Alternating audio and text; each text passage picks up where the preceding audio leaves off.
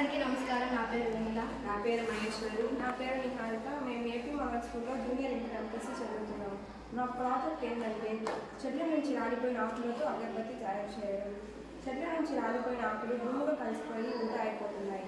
వాటిని వృధా చేయకుండా వాటికి అగరబత్తి తయారు చేయడం వల్ల వ్యర్థాలను తగ్గించవచ్చు. ముఖ్యంగా ఎంతోమంది ఆడవారు ఉపాధి లేకుండా ఉన్నారు. ఇలా చెట్ల నుంచి రాలిపడే ఆకులతో అగరబత్తులను తయారు చేసి వారికి ఉపాధిని కలిగించవచ్చు. ప్రతిరోజు పూజలో మనం అగరబత్తిని ఉపయోగిస్తాము. అగరబత్తిని వెలిగించి దేవుడికి దీపం పెడతాము. వాటి నుంచి మంచి సువాసన వస్తుంది.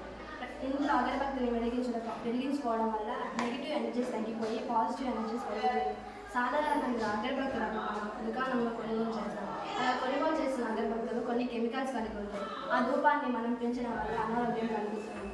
ఇలా ప్రకృతి సిద్ధమైన అగరబత్తులను తయారు చేసుకోవచ్చు.